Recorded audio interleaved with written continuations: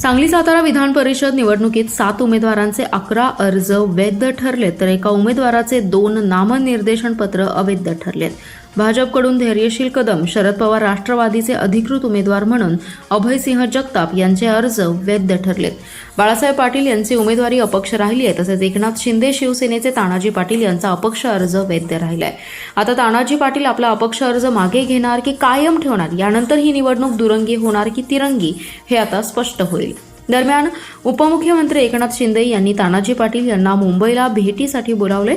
आज रात्री या दोघांमध्ये भेटी दरम्यान काय चर्चा होते आणि त्यानंतर तानाजी पाटील काय भूमिका घेतात हे पाहणं महत्त्वाचं असणार आहे। जर तानाजी पाटील यांनी आपला अपक्ष अर्ज कायम ठेवला तर महायुतीतच भाजप विरुद्ध शिवसेना असा संघर्ष होण्याची शक्यता आहे। महायुतीत जागा वाटपाची चर्चा होण्यापूर्वीच्या सांगली सातारा विधान परिषदेसाठी शिवसेनेच्या वतीने जिल्हा मध्यवर्ती सहकारी बँकेचे संचालक तानाजी पाटील यांनी उमेदवारी अर्ज दाखल केला होता। यानंतर उद्योगमंत्री उदय सामंत यांनी देखील पक्षाकडून अर्ज दाखल करण्यास सांगितलं नसल्याचं स्पष्ट केलं। यानंतर भाजपमध्ये चिंतेचं वातावरण होतं। आता पक्षप्रमुख उपमुख्यमंत्री एकनाथ शिंदे यांनी तानाजी पाटील यांना बोलावणं पाठवल्याने काय निर्णय होतो याकडे आता लक्ष टाकलं।